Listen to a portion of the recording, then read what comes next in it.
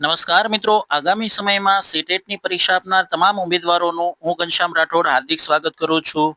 મિત્રો, ડિસેમ્બર 2024માં ભાષા 2 નો વિકલ્પ જેણે પસંદ કર્યો હતો એમના માટે ખૂબ જ અગત્યનું આ પેપર આપણે સોલ્યુશન જોવા જઈ રહ્યા છીએ. તો જેમણે ભાષા 2 નો વિકલ્પ પસંદ કર્યો છે તેમણે 121 થી 150 ક્રમ સુધીના જવાબો આપવાના હોય છે. તો આપણે એમનું સોલ્યુશન ક્રમશઃ જોતા જઈએ. અહીંયા એક ફકરો આપેલો છે જેમાં 121 થી 128 સુધીના પ્રશ્નોના જવાબ આપવાના છે. ફકરાનો સ્ક્રીનશોટ પાડવો હોય તો પાડી લેજો. હવે આપણે એમના જવાબોને જોતા જઈએ. 121મો સવાલ છે, સુવિધા માટેના યંત્રો અને સાધનો કેવા છે? તો સુવિધા માટેના યંત્રો અને સાધનો આશીર્વાદ જેવા છે. તમારી દ્રષ્ટિએ વિજ્ઞાન એટલે વિજ્ઞાન વાક્યમાં કઈ અલંકાર પ્રયુક્તિ દ્રશ્યમાન થાય છે? તો જ્યાં એટલે શબ્દ આવે ને એટલે એક જ, એમ એક એટલે એક, બે એટલે બે, અનન્વય એટલે કે એક જ વસ્તુ દ્રશ્યમાન થતી હોય તો અનન્વય અલંકાર પ્રયુક્તિ થાય છે. વૈજ્ઞાનિક ઉપકરણોના ઉપયોગ વડે મનુષ્ય શું કર્યું છે? તો એની માટે આપણે જવાબ આવશે રહસ્યોદ્ઘાટન. 124મો પ્રશ્ન, મનુષ્ય વિવેક વાપરીને શું પસંદ કરવું જોઈએ?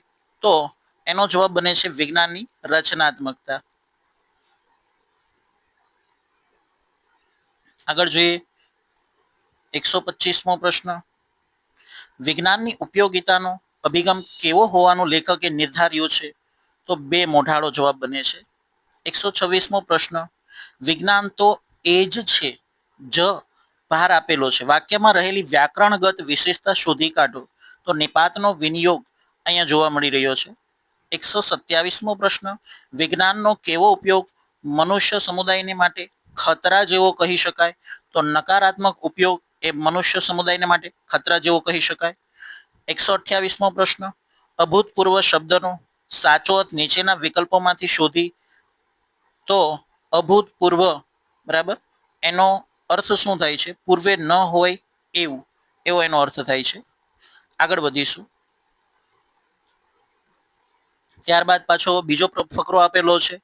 129 થી 135 પ્રશ્નો આ ફકરામાંથી પૂછવાના છે. તો સાથી મિત્રો ફકરાનો સ્ક્રીનશોટ પાડી લેજો. શરૂ કરીએ. 129મો સવાલ, પાયાનું પ્રયોગનો સમાનાર્થી. પાયો એટલે શું? તો તમે સાંભળ્યું હશે 1937માં વર્ધા મુકામે ગાંધી બાપુએ ઉત્તર બુનિયાદી શાળાની શરૂઆત કરી હતી, એટલે પાયો મજબૂત બનાવવા માટે.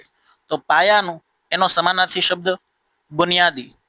પરિશ્રમ શેમાં ઉપયોગી છે? 130મો પ્રશ્ન, તો પરિશ્રમ એ જીવન વિજ્ઞાન સમજવામાં ખૂબ જ ઉપયોગી થાય છે. શિક્ષણનો પ્રમુખ ઉદ્દેશ્ય કયો છે? ચોથો વિકલ્પ જવાબ બને છે ચરિત્ર નિર્માણ એ શિક્ષણનો પ્રમુખ ઉદ્દેશ્ય છે. આગળ વધીએ.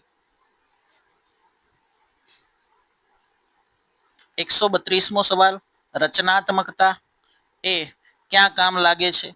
તો જીવન ઘડતરમાં કામ લાગે છે. સંકળાયેલા જ રહેવા, જ શબ્દનો પ્રયોગ એ આપણને કઈ વ્યાકરણગત વિશેષતા સૂચવે છે? નિપાત. હમણાં જ આપણે આગળ એક સવાલમાં જોઈ ગયા છીએ. ત્યારબાદ ઉન્નત શબ્દનો વિરોધાભાસી શબ્દ એ કયો બને છે નીચેનામાંથી? અવનત. પહેલો વિકલ્પ આપણો સાચો બને છે. બાળ રત્ન કદી પોતાનું તેજ, કદી બાળ રત્ન કદી પોતાનું તેજ, પોતાનું બરાબર એટલે સરખામણી કરવામાં આવી. તો અહીંયા આપણને કયો પોતાની સાથે જ્યારે સરખામણી કરવામાં આવે ત્યારે આપણો કયો જવાબ સાચો બને છે? રૂપક અલંકાર. આગળનો સવાલ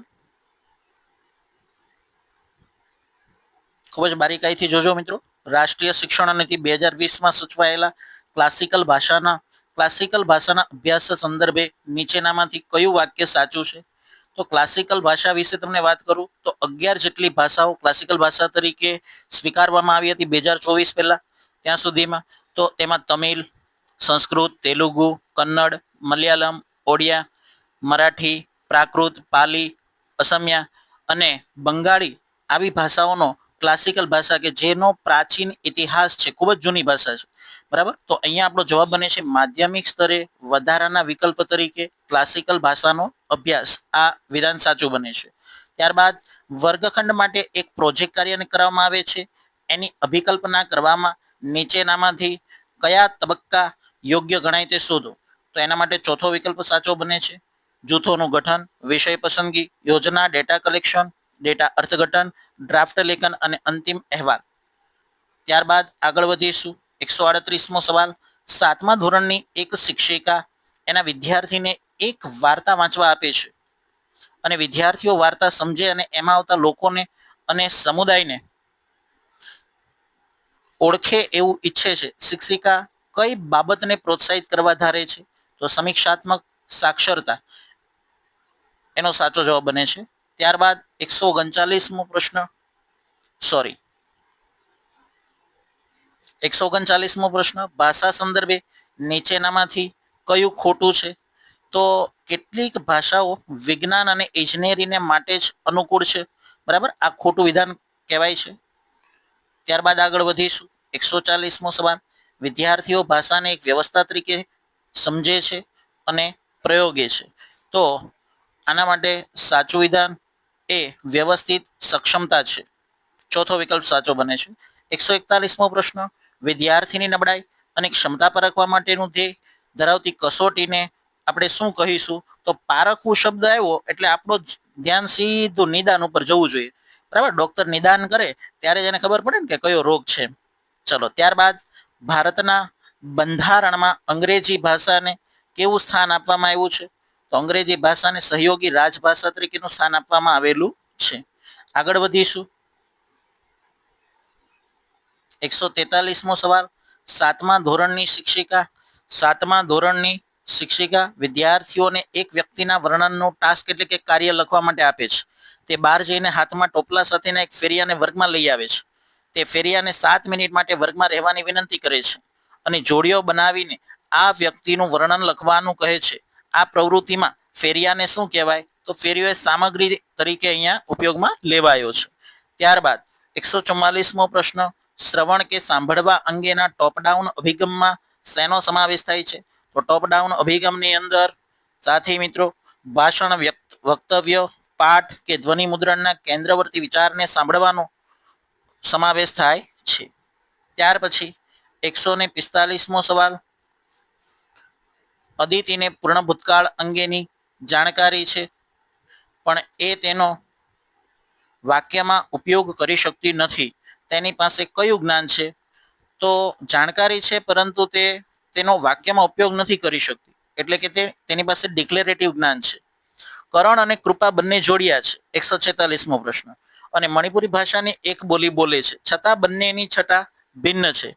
જુદી જુદી છટાવાળી બોલવાની આ પ્રક્રિયાને શું કહેવામાં આવે છે? તો એને ઇડિયોલેક્ટ તરીકે ઓળખવામાં આવે છે. ત્યાર પછી આગળ વધીશું. 147મો સવાલ. અશ્વિનને જન્મથી જ ઓડિયા ભાષા આવડે છે અને તે અંગ્રેજી તથા હિન્દી ભાષા ભણે છે. આ જાણકારીના આધારે જણાવો કે નીચેનામાંથી કયું વિધાન ખોટું છે? તો અહીંયા આપણો જવાબ બને છે એનું અંગ્રેજી શિક્ષણ ભાષા સમપ્રાપ્તિ કહેવાય છે. ત્યાર પછી 148મો સવાલ. 8મા ધોરણના શિક્ષક સુભાષને એવો વસવસો છે કે ભાષા મૂલ્યાંકનમાં ગ્રહણ ક્ષમતાને સ્થાન આપવામાં આવતું નથી. ગ્રહણ દક્ષતા, ક્ષમતા એ રિસેપ્ટિવ સ્કિલ દ્વારા તે શું કહેવા માંગે છે? તો અહીંયા આપણો જવાબ બને છે શ્રવણ અને વાંચન. બરાબર છે, આ ક્ષમતા કહેવા માંગે છે. ત્યારબાદ 149મો પ્રશ્ન બહુ જબરજસ્ત છે. નીચેનો ફકરો વાંચીને તે કયા ભાષા રજિસ્ટરમાં આવે છે તે શોધો. ક્રાંતિ પછી બદલાવ આવતો હોય છે. યુરોપ અને એશિયા સહિત વિશ્વના ઘણા ભાગોમાં વ્યક્તિગત અધિકારો વિશે અને સામાજિક સત્તાના નિયંત્રણ અંગે ચર્ચા થવા લાગી. ભારતમાં રાજા રામમોહન રાય અને ડેરિઝિયો એ ફ્રેન્ચ ક્રાંતિના મહત્વ વિશે ચર્ચાઓ કરી. સામાજિક પરિવર્તનના આ વિચારોને સંસ્થાનોએ પુનઃનિર્મિત કર્યા. તો આ કયા રજિસ્ટરમાં આવે છે? તો એ સમાજ વિજ્ઞાન રજિસ્ટરની અંદર આવે છે. ત્યાર પછી ચાવીરૂપ પ્રેરણા. તો ચાવીરૂપ પ્રેરણા એટલે શું? તો કે માની લો કે કોઈ વિદેશ જાય છે તો ત્યાંની ભાષા તે શીખે છે પોતાના રોજગાર માટે. એટલે કે અહીંયા આપણો સાચો જવાબ બને છે 3. વ્યક્તિ જ્યારે કોઈ આજીવિકા જેવા ઉપયોગિતા લક્ષી કારણથી ભાષા શીખે તો તેવી પ્રેરણાને ચાવીરૂપ પ્રેરણા તરીકે ઇન્સ્ટ્રુમેન્ટલ મોટિવેશન કહેવાય છે. ઓકે, ધન્યવાદ મિત્રો. જો તમને અમારું આ સોલ્યુશન સારું લાગ્યું હોય તો અમારી ચેનલને સબસ્ક્રાઇબ કરી લો, બેલ આઇકોન પ્રેસ કરી દો જેથી કરીને અમારા આગામી વિડીયોનો નોટિફિકેશન સૌથી પહેલા તમને મળે. અને અમારા આવા નવા વિડીયો જોવા માટે ધન્યવાદ. તમારો કોઈ પણ પ્રશ્ન હોય તો અમને કમેન્ટ બોક્સમાં જણાવી શકો છો. ધન્યવાદ.